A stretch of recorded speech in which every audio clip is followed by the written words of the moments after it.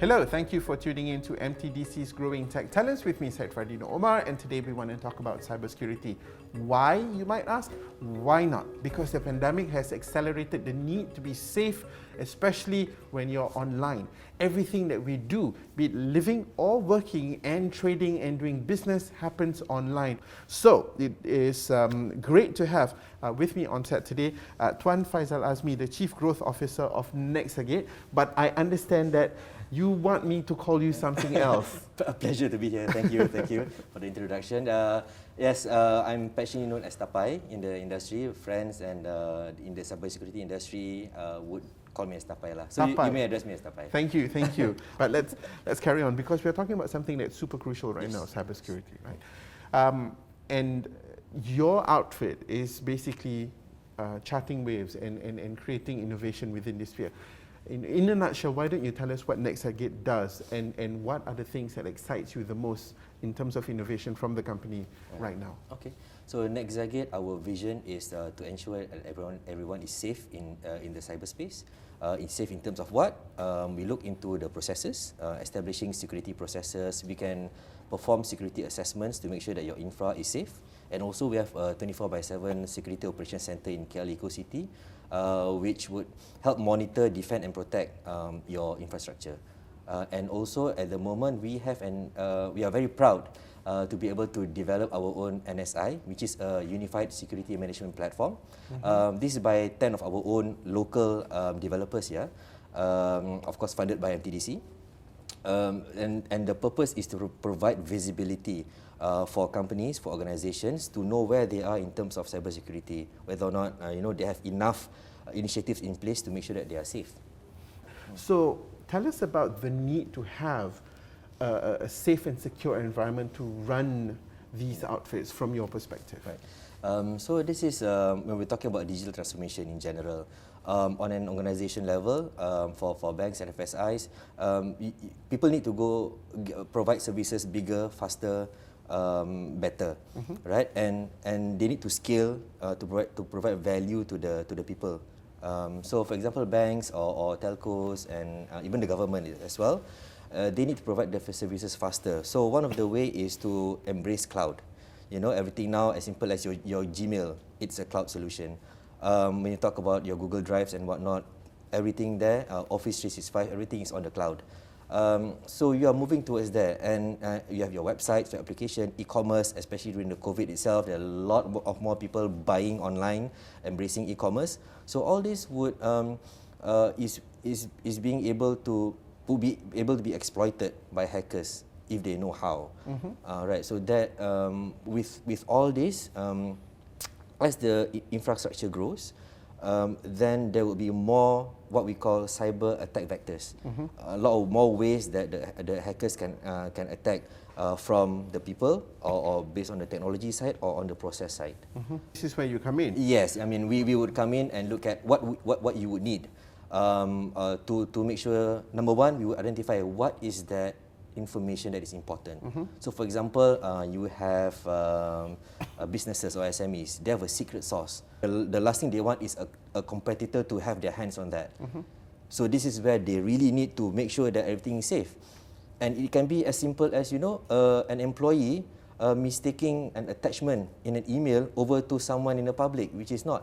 So those are security. Now, the main misconception about security is that everyone thinks that you put in an antivirus, you put in technology, it does wonders and magic. It does protect you to a certain extent, but at the end of the day, there is also the process and people element that you need to take care. Because phishing attacks can come in, and one of the cases that we encounter is that a phishing attack whereby the hacker was already inside the infrastructure for 3 months, looking at all the invoices, all the documents that come in, and they did an invoice fraud. And the finance happily transferred 1.5 million. And this is an SME, so 1.5 million is a lot. Yeah. And it happened 3 times. Wow. So that is, for an SME, you can't take that hit. Yes. Number one, financial hit. And number two would be the branding hit. Once word is out that your customers' data are being sold on the dark web, nobody would trust your brand. And you know that to gain back that trust is 10 times harder than to keep it. So from a local perspective, a Malaysian perspective, right? So what are the things that needs addressing the most? Coming from a company that actually provides the solutions and addressable solutions for the problems. Yep. Awareness is key. Number one, we do awareness for the employees, for the key stakeholders, for them to start even thinking about increasing their cybersecurity maturity. That's number one.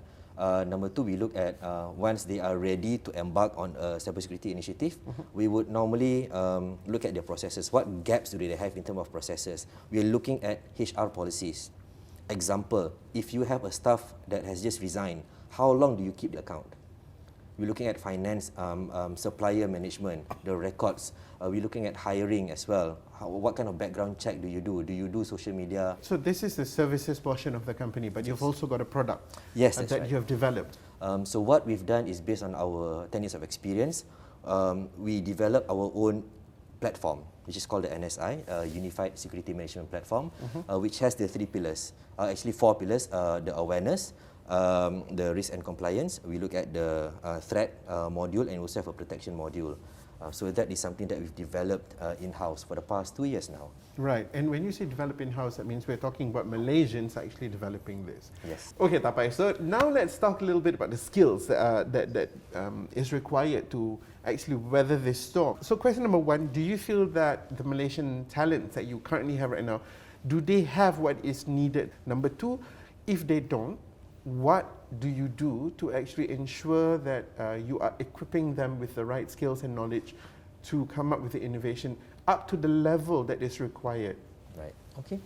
So number 1 is the most important thing is installing a growth mindset. That is the key number 1, because you can't get people to learn new things if they don't want to. So that is the most important thing, the commitment towards a growth mindset. This is when we're talking about having the challenges of course you are busy with your operation day to day. Growth is most of the time an important but not urgent, is considered one of those activities. So you would look at day-to-day operations and handle those first. Without the growth mindset, this would be on the side.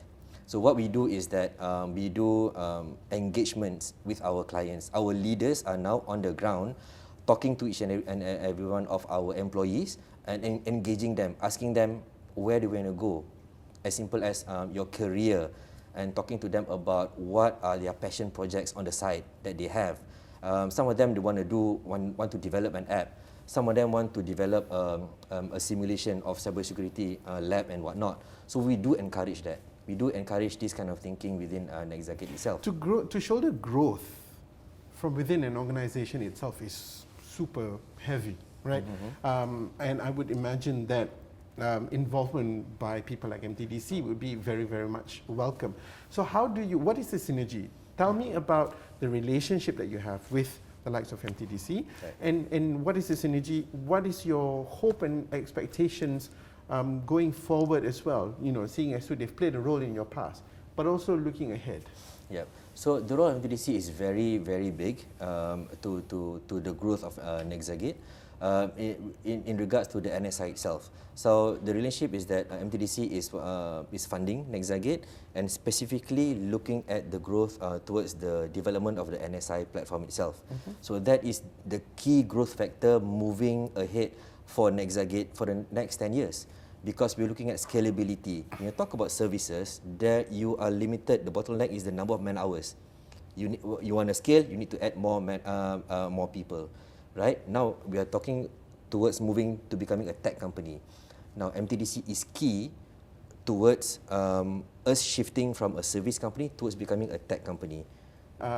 Looking at in terms of demand and supply, once the demand has exploded, do you strongly believe that the current supply of your cybersecurity adik seedlings, like you mentioned earlier, is going to be enough to ensure that the nation that we live in right now is going to have a secure environment?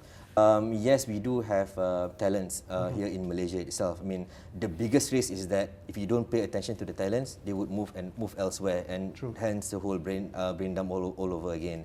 We want to keep them here because we do have very, very good talents. I can even see that in Nexagate. For example, in the office, we make sure that we have fun, we engage them so that they can explore each other more and engage each other more so that they can build towards that. And as far as commitment is concerned, Malaysia is very high with regards to the global index, cybersecurity index. Amongst the 193 countries in the world, we are actually ranked number 3 in terms of commitment towards cybersecurity. Number 1 is US, number 2 is Canada, number 3 is Malaysia, tied with Oman for the 2021 index. So that is commitment overall, which translates to the talents that we have here in Malaysia. And I am very, very positive towards, if we pay attention and make sure that they grow in the right context, in the right ecosystem, they will be able to make sure that the whole country is safe. Right? Talk about in all the macro and the micro levels. Talk about the nation as well. Protecting the country against nation-sponsored threats and whatnot, and to personal hacker attacks towards organizations, towards the SMEs. Because something just came to mind is that do you know that ASEAN has the highest attack towards SMEs? This is research came by Kaspersky. They blocked 1.6 million attacks towards SMEs in the ASEAN region, and that's a lot. Yeah. So that's why the focus now on ourselves, coming from the vision of ensuring everyone is safe in the cyberspace. Now we are serving enterprise banks and the bigger players. Now we're looking to SMEs as well. Cascading down as well. And MTDC plays a part in that.